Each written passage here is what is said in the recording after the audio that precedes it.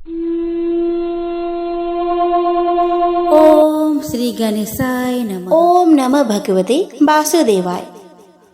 दोस्तों, आप सभी को निर्जला एकादशी की हार्दिक शुभकामनाएं। दोस्तों, आज हम लेकर आए हैं वह कथा जो केवल व्रत नहीं बल्कि आत्मा की शुद्धि, श्रद्धा और संकल्प की पराकाष्ठा है। निर्जला एकादशी वह व्रत जो साल की सभी एकादशियों का पुण्य अकेले ही दे देता है। इस दिन जल की एक बूंद तक ग्रहण नहीं की जाती। शरीर तपता है लेकिन मन प्रभु की भक्ति में लीन हो जाता है। भीमसेन एकादशी के नाम से भी प्रसिद्ध यह व्रत स्वयं महाभारत के भीम ने किया था। भगवान श्री हरि की कृपा से उन्हें भी यह कठोर व्रत सहज रूप से प्राप्त हुआ। दोस्तों, निर्जला एकादशी के बारे में कहा गया है, एकादश्याम निराहारो यह तिष्ठति जलवर्जितः सर्व पाप विनुर्मुक्तो विष्णु लोकम स गच्छति। अर्थात जो व्यक्ति एकादशी के दिन बिना अन्न और बिना जल के उपवास करता है वह सभी पापों से मुक्त होकर श्री हरि विष्णु के परम धाम को प्राप्त करता है। तो आइए दोस्तों, आज हम सुनते हैं निर्जला एकादशी व्रत की पुण्यमय कथा जो जीवन को पवित्र बनाती है और आत्मा को प्रभु से जोड़ती है। दोस्तों, बहुत पुरानी बात है। एक ही गांव में एक बुढ़िया रहती थी। सभी कोई उसे बड़े प्यार से बुढ़िया माई कहते थे। वह गरीब थी लेकिन बहुत धार्मिक, चरित्रवान और सेवा भावी थी। उसका जीवन भक्ति और सेवा में ही बीतता था। उसका विश्वास था कि व्रत और पूजा से सभी कष्ट दूर हो जाते हैं। एक बार की बात है, गांव में भयंकर सूखा पड़ गया। फसलें सूख गई, कुएं और तालाब भी सूख गए। जानवर और इंसान प्यास से मरने लगे। लोग देवताओं को कोसने लगे कि उन्होंने हमारी प्रार्थनाएं स्वीकार नहीं की। हार कर वे बुढ़िया माई के पास गए और सभी कहने लगे कि बुढ़िया माई, पूरे गांव में सूखे पड़ गई है, फसलें सब सूख गई है। माँ, तू बड़ी भक्तिन है, अब तू ही हमारी मदद कर। बुढ़िया माई बोली कि हे गाँव वालों, आप लोग चिंता मत करो, भगवान विष्णु सबकी रक्षा करने वाले हैं।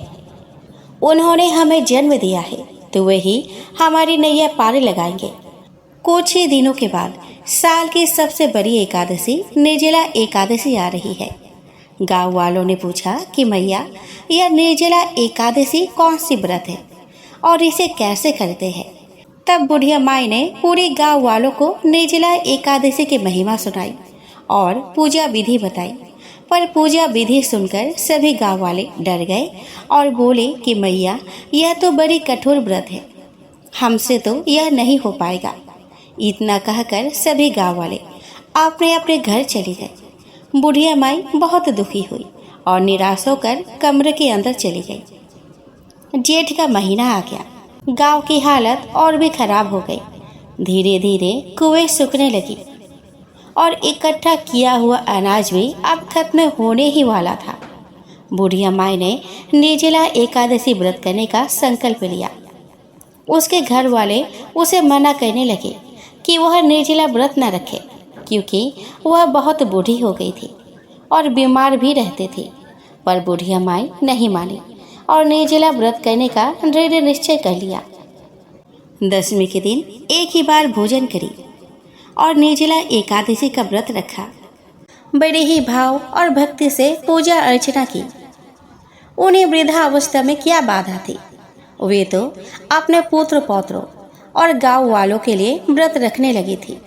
वे दिन भर तो जरा कठोर मन करके अपने प्यास को रोके रही। दिन में पूजा पाठ किया, कथा सुनी और पंडित जी को मिट्टी के पात्र में भरकर पानी और ऋतुफल दान में दिए।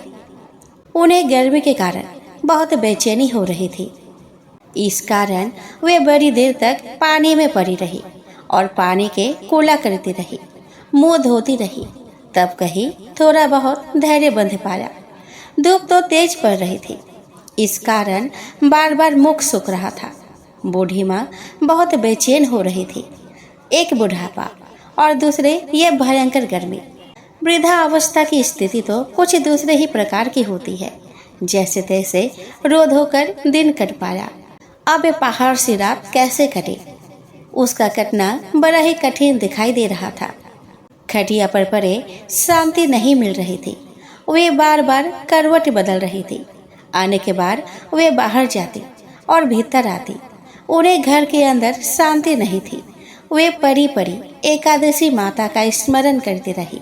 वे कहती रही कि हे माता जी, आप मेरी लाज रखिएगा, आप ही मुझे शक्ति दे दीजिएगा जिससे मैं भली भांति आपका व्रत कर सकूं और ये पहाड़ सी रात शांतिपूर्वक व्यतीत हो सके।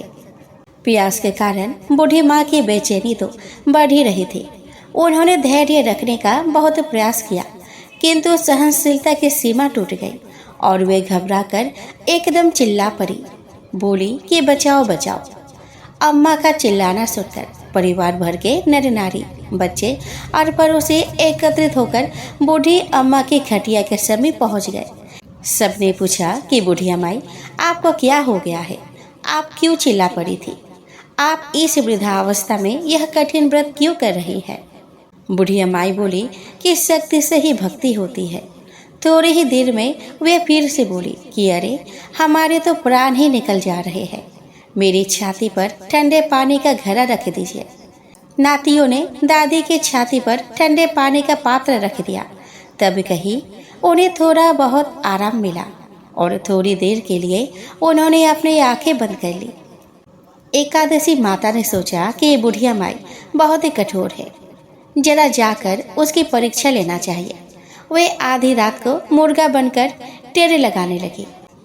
मुर्गा की आवाज़ सुनकर बुढ़िया माई जल्दी से उठी और बाहर जाकर आसमान की ओर देखा, किंतु आसमान में कहीं उन्हें प्रातःकालीन तारा दिखाई नहीं दिया। वे सोचने लगी कि यह मुर्गा क्यों और कैसे बोल गया है। उन्हें प्यास तो बढ़ ही रही थी। थोड़ा बहुत उनका मन भी विचलित होने लगा था, किंतु अंत में उन्होंने दृढ़ निश्चय किया कि मैं अब व्रत को पूर्ण करके ही छोड़ूंगी, चाहे भले ही मेरे प्राण निकल जाए। यह सोचकर फिर से वह खटिया पर शिथिल होकर लेट गई। थोड़ी ही देर में एकादशी माता ने उनकी फिर से परीक्षा लेनी चाहिए। एक छोटी सी बालिका एक गिलास में शरबत लेकर उनके सिरहाने खड़ी हो गई और जोर से बोली कि बुढ़िया माई, अब सवेरा हो गया है, आप हाथ मुंह धोकर शरबत पी लीजिए। पहले तो शरबत का गिलास देखकर उनका मन ललचाने लगा, किंतु अचानक व्रत का स्मरण हुआ और उन्होंने सोचा कि वे किसी भी प्रकार अभी शरबत नहीं पी सकती और वे शांतिपूर्वक अपने खटिया पर लेट गई। फिर थोड़ी ही देर में उन्हें ऐसा लगा जैसे किसी ने उन्हें पानी के कुएं में पटक दिया हो। वे बड़ी देर तक उस कुएं में हाथ पांव चलाने लगी, किंतु उन्होंने अपने मुंह में पानी की एक बूंद भी नहीं डालने दी और वे दृढ़तापूर्वक अपना व्रत पालती रही। थोड़ी ही देर में न जाने कहाँ से सामने आग जलने लगी, जिससे भारी गर्मी बढ़ने लगी। प्यास के कारण प्राण निकलने लगे, किंतु बुढ़िया माई का कुछ भी नहीं बिगाड़ पाया। वे जहाँ की तहाँ मुस्कुराती हुई बैठी रही। तभी एक ही तेज प्रकाश उनके आंगन में उतरा। भगवान विष्णु, माता लक्ष्मी और एकादशी माता स्वयं धरती पर उतरे।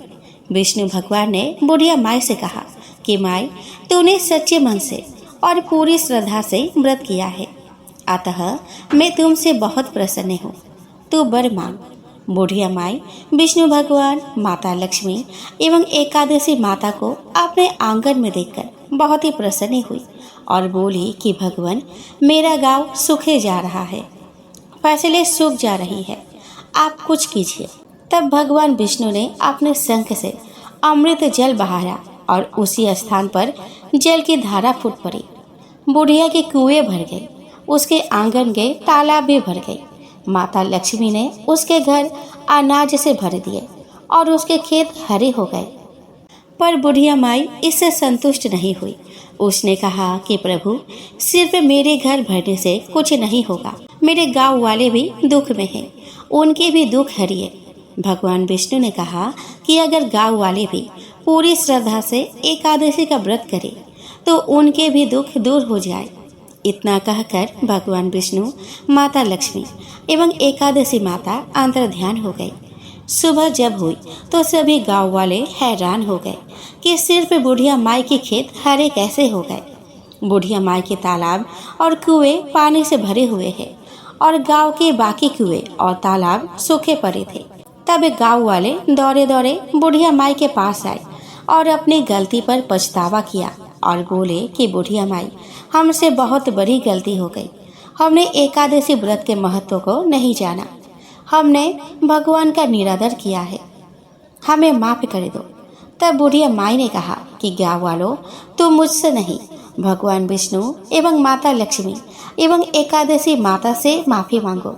वे ही इस दुनिया के पालनहारी है, वे सबके दुख हर लेते हैं। तब सभी गांव वाले भगवान विष्णु से, माता लक्ष्मी से और एकादशी माता से विनती की कि हे भगवान, हमारी गलती को माफ करें। हम अज्ञानी हैं, मूर्ख हैं, हम आपके महिमा को पहचान नहीं सके। हम मूर्ख अज्ञानी को आप लोग माफ कर दे।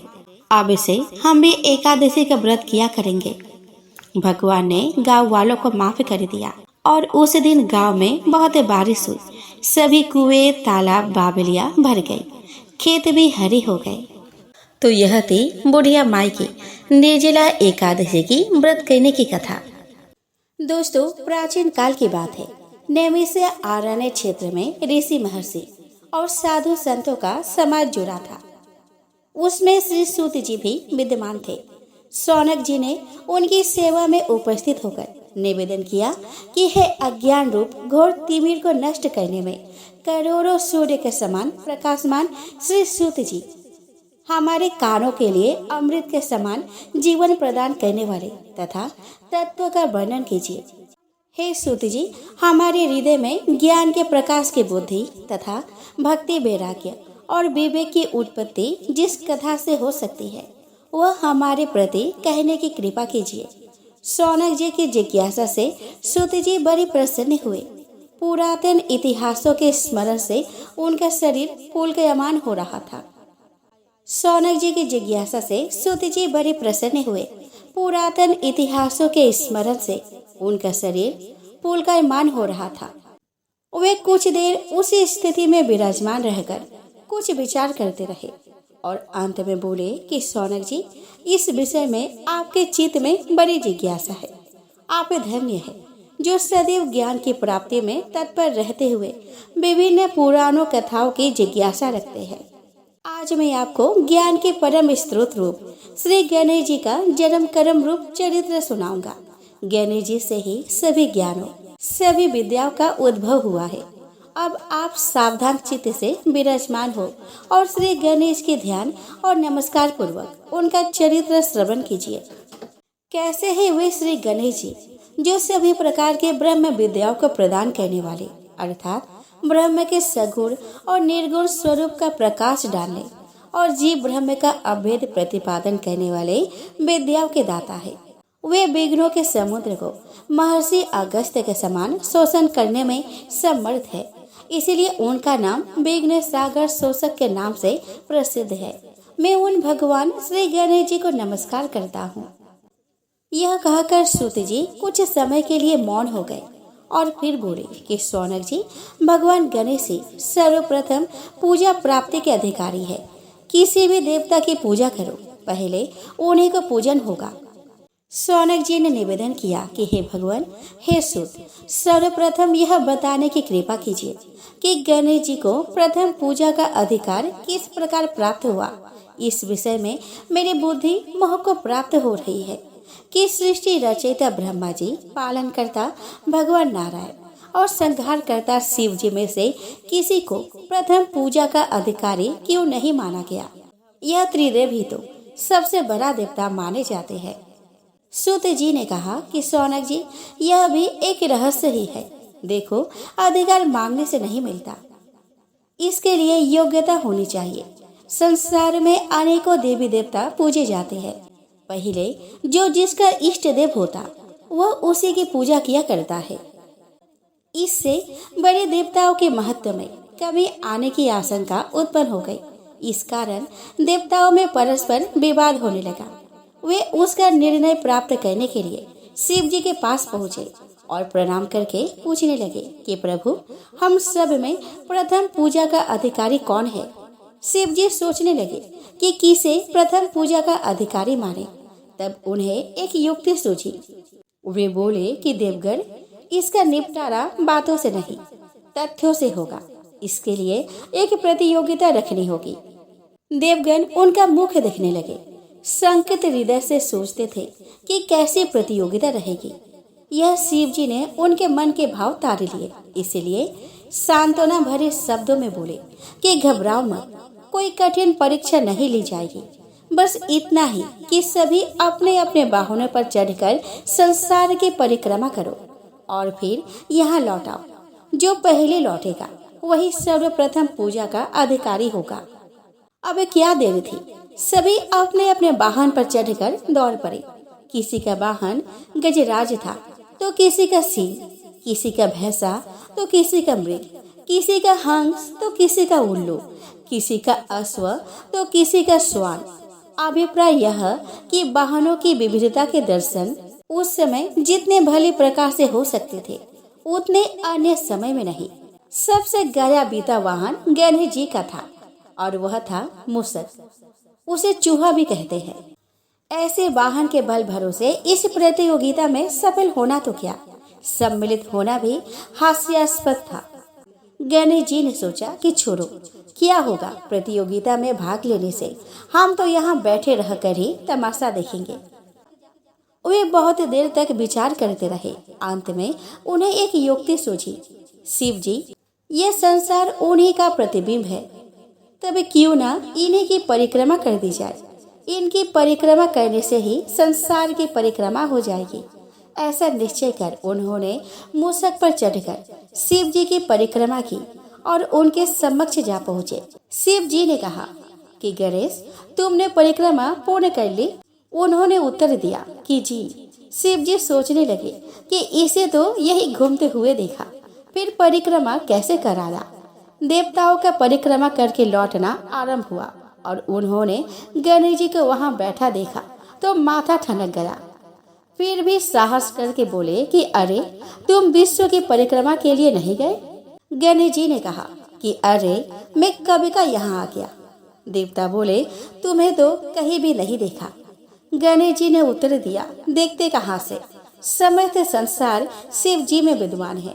इनकी परिक्रमा करने से ही संसार की परिक्रमा पूर्ण हो गई। सूत जी बोले कि सौनक, इस प्रकार गणेश जी ने अपने बुद्धि के बल पर ही विजय प्राप्त कर ली। उनका कथन सत्य था, इसीलिए कोई विरोध करता भी कैसे। बस उसी दिन से गणेश जी की प्रथम पूजा होने लगी। दोस्तों, एक समय की बात है। उच्च लोकों में देवगण अघासुर की मृत्यु का उत्सव मना रहे थे। उनका नृत्य गायन सुनकर ब्रह्मा जी विचार करने लगे कि एक छोटा सा ग्वाला इतना अद्भुत कार्य कैसे कर सकता है। प्रायः प्रतिदिन कृष्ण और ग्वालों के दोपहर के भोजन से पहले कोई असुर वृंदावन आता और कृष्ण उसे मार गिराते। अघासुर के वध के बाद कृष्ण सभी बालकों को यमुना के समुद्र तट पर लाए और वहां भोजन करने का प्रस्ताव रखा। अघासुर के वध के बाद कृष्ण सभी बालकों को यमुना के सुंदर तट पर लाए और वही भोजन करने का प्रस्ताव रखा। सभी बालक कृष्ण के चारों ओर घेरा बनाकर बैठ गए। यह दृश्य देख यही प्रतीत होता कि मानो श्री कृष्ण कमल कोश और बालक उस पुष्प के पंखुड़िया हो। वे एक दूसरे के व्यंजनों का स्वाद लेते और विनोद करते हुए हंसते। श्री भगवान और गोप बालकों के बीच इस व्यवहार को देखकर देवता भी विस्मित थे। जब बालक इस प्रकार आनंद ले रहे थे, उनके बछड़े हरी घास के प्रलोभन में गहरे वन की ओर निकल गए। यह समझ आने पर बालक भयभीत हो उठे। श्री कृष्ण ने उन्हें वहीं रहकर भोजन करने के लिए कहा और स्वयं बछड़ों की खोज में चल दिए। श्री कृष्ण की शक्ति की परीक्षा लेने के लिए ब्रह्मा ने सभी बालकों एवं बछड़ों को चुरा लिया। सर्वत्र खोज करने पर भी कृष्ण को बछड़े नहीं मिले और यमुना तट लौटने पर उन्होंने अपने मित्रों को भी वहां पे नहीं पाया। वे तुरंत समझ गए कि इसके पीछे ब्रह्मा का हाथ है। तब अपने योग शक्ति द्वारा श्री कृष्ण ने खोए सभी बछड़ों एवं बालकों के रूपों में अपना विस्तार किया। वे शारीरिक संरचना और हाव भाव में पूरी तरह मूल बछड़ों और बालकों से मेल खाते थे। इस प्रकार स्वयं अपने ही विस्तार अंशों के साथ श्री कृष्ण अपने बांसुरी बजाते हुए वृंदावन लौट आए। सभी बछड़े अपने अपने गौशालाओं में और बालक अपने घरों में चले गए। सभी ब्रजवासी अपने बच्चों और यहाँ तक कि स्वयं से भी अधिक श्री कृष्ण से स्नेह रखते थे। जब इसे श्री कृष्ण का जन्म हुआ था, बड़ी गोपियों के मन में यशोदा के समान श्री कृष्ण के माता बनकर उनकी सेवा की इच्छा थी। श्री कृष्ण ने सब बालकों के रूप में अपना विस्तार करके गोपियों को यह अवसर प्रदान किया। अब सभी गोपियों के मन में अपने बच्चों के प्रति पहले से अधिक स्नेह था। गोवर्धन पर्वत पर चल रही गायों ने जब अपने बछड़े को देखा, वे दौड़कर नीचे आई और उन्हें भरपूर दूध पिलाने लगी। यह देख ग्वालों ने क्रोधपूर्वक गायों को हटाने का प्रयास किया, किंतु जब उन्होंने अपने पुत्रों को देखा, वे सभी वात्सल्य प्रेम से अभिभूत हो उठे और स्नेहपूर्वक उनका आलिंगन करने लगे। ग्वालों तथा बालकों और गायों तथा बछड़ों के बीच इस असामान्य व्यवहार को देखकर बलराम आश्चर्यचकित रह गए। तब श्री कृष्ण ने उन्हें ब्रह्मा द्वारा की गई चालाकी और बाद की घटनाओं के बारे में बताया। गोप बालकों तथा बछड़ों को चुराने के बाद ब्रह्मा जी का एक क्षण, जो कि मानवीय गणना से 1 वर्ष होता है, उसके बाद लौट आए। बालकों और बछड़ों को पूर्ववत खेलता देख वे हक्के बक्के रह गए। उन्हें समझ नहीं आ रहा कि यह क्या है। श्री कृष्ण ने ब्रह्मा पर दया की और माला का आवरण हटा दिया। ब्रह्मा ने देखा कि सभी बालक और बछड़े चतुर्भुज विष्णु के रूप में परिवर्तित हो गए हैं। आने के ब्रह्मा, शिव, देवगण, ऋषिगण तथा चराचर प्राणी इन विष्णु रूपों की पूजा कर रहे थे। ब्रह्मा आश्चर्यचकित होकर प्रायः अचेत हो गए। तब श्री कृष्ण ने अपने उस भव्य ऐश्वर्य का संवरण किया। क्षण भर में ब्रह्मा के सामने श्री कृष्ण एक गोपाल के रूप में खड़े थे और 1 वर्ष पहले के समान अपने मित्रों एवं बछड़ों को खोज रहे थे। ब्रह्मा तुरंत श्री कृष्ण के चरण कमलों पर गिर पड़े और अपने 4 जोड़ी आंखों से निकल रहे अश्रुओं से उन्हें धोने लगे। डगमगाते स्वर तथा कपकपाते अंगों के साथ वे स्वयं को धिक्कारते हुए श्री कृष्ण की स्तुति करने लगे कि हे भगवान, मेरा अशिष्ट दुस्साहस देखिए। मैंने आपकी परीक्षा लेने का प्रयास किया। आपके तुलना में मैं कौन हूँ? मानो एक प्रचंड अग्नि के समान छोटी सी चिंगारी। मैं घड़ी रूपी इस ब्रह्मांड में कैद एक तुच्छ प्राणी हूँ। आपके रोमकूपों से असंख्य ब्रह्मांड उसी प्रकार निकलते हैं जिस प्रकार एक झरोखे से धूलखंड निकलते दिखाई देते हैं। संपूर्ण ब्रह्मांड आपके अंदर है, अतः मैं भी आपके ही अंदर हूँ। यदि गर्भस्थ शिशु अपने पैरों से माता को ठोकर मारता है तो क्या माँ को बुरा लगता है? मैं आपका पुत्र हूँ और आप मेरी माता। मैंने आपके नाभि से उत्पन्न कमल से जन्म लिया है। अपने सेवक एवं पुत्र को अपनी दया का योग्य पात्र मानते हुए कृपया मुझे क्षमा कर दे। श्री कृष्ण से क्षमा याचना करने के बाद ब्रह्मा जी ने अपने हृदय की इच्छा व्यक्त करते हुए कहा कि भगवान, मैं आपकी भक्ति का सौभाग्य प्राप्त करना चाहता हूँ। मुझे किसी भी योनि में जन्म क्यों न मिले, मैं चाहता हूँ कि मेरी गिनती आपके भक्तों में हो। वृंदावन की गौवें और स्त्रियां अत्यंत सौभाग्यशाली है, क्योंकि आपने बछड़ों एवं बालकों के रूप में उनका दूध पिया। वृंदावन में जन्म लेकर अपने सिर पर ब्रजवासियों के चरण कमलों की धूलि धारण करना मेरा परम सौभाग्य रहेगा। श्री कृष्ण चुप रहे। उनके ऐश्वर्य को अपने मन, शरीर तथा वाणी की पहुंच से परे स्वीकार करके ब्रह्मा ने श्री कृष्ण से अनुमति लेकर वहां से प्रस्थान किया। दोस्तों, एक बार अजामिल नाम का एक युवा ब्राह्मण था जो अच्छे चरित्र और आचरण का भंडार था। वह सौम्य और विनम्र था, हमेशा सत्य बोलता था, वैदिक शास्त्रों का अच्छा जानकार था और बहुत पवित्र था। एक दिन अपने पिता के कहने पर अजामिल फल फूल और घास लेने के लिए जंगल में गया।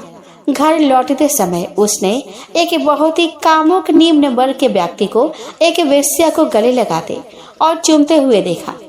वे दोनों नशे में थे और वह व्यक्ति बिना किसी शर्म के मुस्कुरा रहा था, गा रहा था और मौज मस्ती कर रहा था।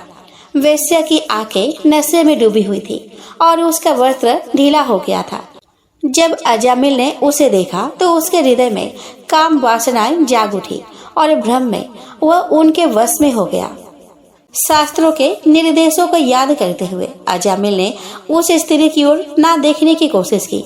उसने अपने ज्ञान और बुद्धि की मदद से अपने वासनाओं को नियंत्रित करने का प्रयास किया, लेकिन वह असफल रहा और परिणाम स्वरूप उसकी सारी समझदारी चली गई। उसके बाद के दिनों में वह हमेशा वेश्या के बारे में सोचता रहा और कुछ ही समय में उसने उसे अपने घर में नौकर के रूप में रख लिया और सभी ब्राह्मण सिद्धांतों को त्याग दिया। अजामिल ने अपने पिता से विरासत में मिले धन को वेश्या को संतुष्ट करने के लिए विभिन्न उपहारों पर खर्च करना शुरू कर दिया। उसने अपने खूबसूरत युवा पत्नी को भी त्याग दिया, जो एक बहुत ही सम्मानित परिवार से थी। इस प्रकार अजामिल ने अपना लंबा जीवन पवित्र शास्त्रों के सभी नियमों और विनियमों को तोड़ते हुए गैर जिम्मेदाराना तरीकों से बिताया। वह अशुद्ध था और निश्चित गतिविधियों का आदी था। फिजूल खर्ची से जीवन जीते हुए उसने दूसरों को परेशान करके, धोखाधड़ी करके, जुआ खेलकर और चोरी करके अपने परिवार का भरण पोषण किया।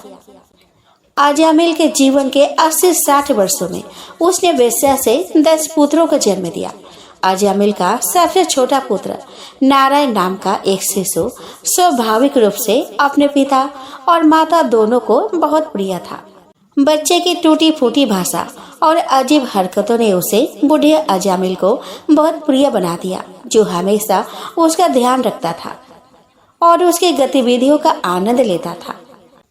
नारायण भगवान का एक नाम है और इस प्रकार अनजाने में बूढ़ा व्यक्ति हमेशा भगवान के पवित्र नाम का जप कर रहा था। हालांकि वह अपने बेटे का जिक्र कर रहा था, ना कि मूल नारायण का। लेकिन अजामिल पवित्र हो रहा था क्योंकि नारायण का पवित्र नाम बहुत शक्तिशाली था। हमेशा अपने बेटे का ख्याल रखते हुए और उसका नाम पुकारते हुए अजामिल को पता नहीं था कि उसका अपना जीवन अब समाप्त हो चुका है।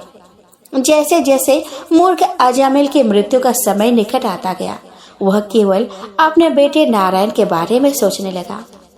मृत्यु के समय अजामिल ने 3 अजीब व्यक्तियों को देखा, जिनके शरीर की बनावट विकृत थी, चेहरे भयंकर और टेढ़े थे और शरीर पर बाल खड़े थे। वे यमदूत थे और वे अजामिल को उनके स्वामी के निवास पर ले जाने आए थे।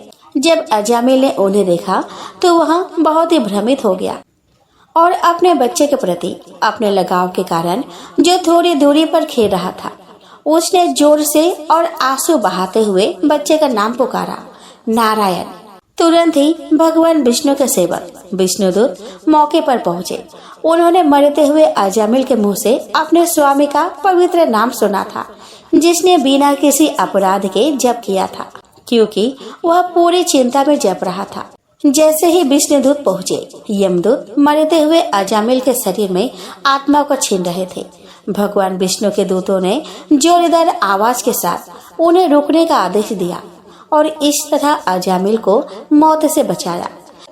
यद्यपि यमराज के सेवकों का अधिकार सभी पापी जीवों पर है, लेकिन विष्णु के दूत स्वयं यमराज को भी दंडित करने में सक्षम थे यदि वह भगवान विष्णु के किसी भक्त के साथ गलत करता है। जब यमदूतों को अपना कार्य करने से मना कर दिया गया तो वे चिल्ला उठे कि आप कौन हैं? सज्जनों, जो यमराज के अधिकार क्षेत्र को चुनौती देने का साहस कर रहे हैं, आप किसके सेवक हैं? आप कहां से आए हैं और आप हमें अजामिल को छूने से क्यों मना करते हैं? आपको पता होना चाहिए कि इस व्यक्ति अजामिल ने अपने पापों के लिए प्रायश्चित नहीं किया है। उसके पापमय जीवन के कारण हमें उसे दंड के लिए यमराज के दरबार में ले जाना चाहिए। उसके पाप कर्मों की सीमा के अनुसार उसे दंड दिया जाएगा और इस प्रकार वह शुद्ध हो जाएगा। विष्णु दूतों ने कहा कि अजामिल ने न केवल एक जीवन में किए गए पापों के लिए बल्कि लाखों जन्मों में किए पापों के लिए पहले ही प्रायश्चित कर लिया है, क्योंकि असहाय अवस्था में उसने नारायण के पवित्र नाम का जप किया है। यद्यपि वह अपने बेटे का नाम पुकारता रहा, फिर भी उसने 4 अक्षर नारायण का उच्चारण किया।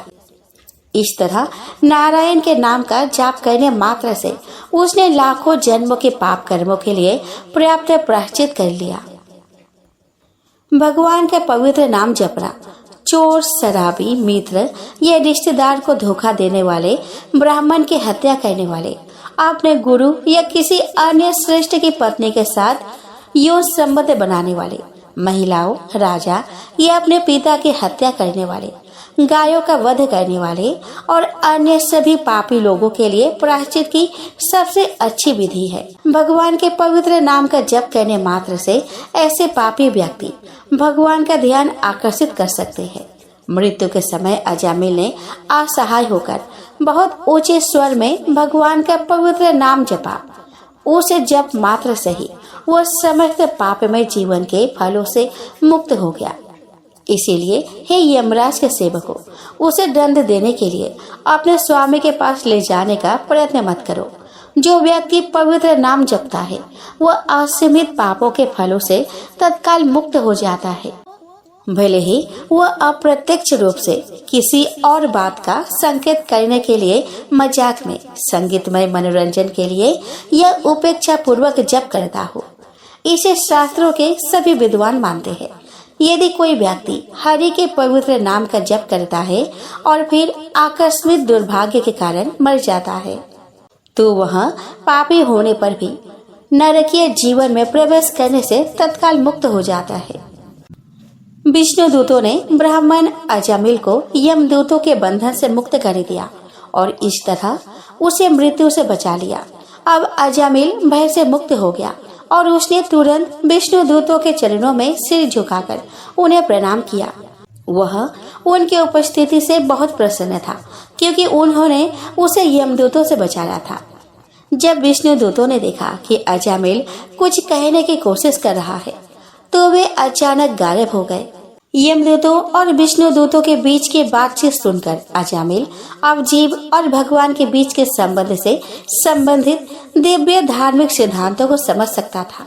इसके अलावा चूंकि अजामिल ने भगवान की उनकी महिमा सुनी थी, इसीलिए वह अब एक पूर्ण शुद्ध भक्त था और इस प्रकार वह अपने सभी पिछले पाप कर्मों को याद कर सकता था, जिन्हें करने के बाद उसे बहुत पछतावा होता था।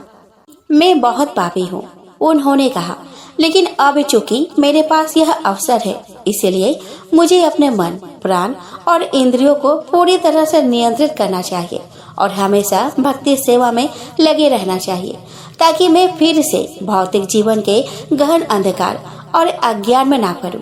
चूंकि मैंने अपने आप को अपने शरीर के साथ पहचान लिया था, इसलिए मैं इंद्रिय तृप्ति की इच्छाओं के अधीन था और इस प्रकार मैंने कई पवित्र और अपवित्र कार्य किए, लेकिन अब मैं खुद को उस बंधन से मुक्त कर लूंगा। एक सबसे पतित आत्मा होने के नाते मैं भ्रम का शिकार था और एक नाचने वाले कुत्ते की तरह था, जिसे एक महिला के साथ घुमाया जा रहा था। अब मैं इन कामुक इच्छाओं को त्याग दूंगा और खुद को इन भ्रमों से मुक्त करूंगा। मैं सभी जीवों का दयालु शुभ चिंतक मित्र बनूंगा और हमेशा कृष्ण भावना अमृत में खुद को लीन रखूंगा। अजामिल को भगवान के ध्यान में दृढ़ता पूर्वक स्थिर होने देने के लिए विष्णुदूत कुछ समय के लिए चले गए थे।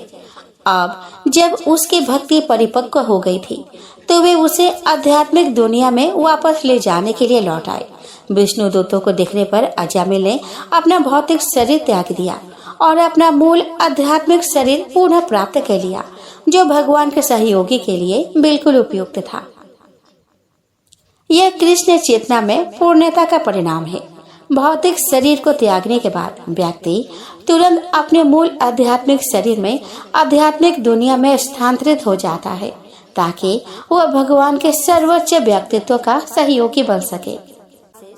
विष्णु दूतों के साथ अजामिल एक सुनहरे विमान में सवार हुआ, जो उसे वायु मार्ग से सीधे भगवान विष्णु के निवास स्थान पर ले गया, जो कि भाग्य की देवी के पति थे। दोस्तों, अजामिल की कहानी कृष्ण के पवित्र नाम की अपार शक्ति को उजागर करती है। अनजाने में या दबाव में जपने पर भी पवित्र नाम जीवन भर के पापों से मुक्ति दिला सकता है और मुक्ति का मार्ग प्रशस्त कर सकता है।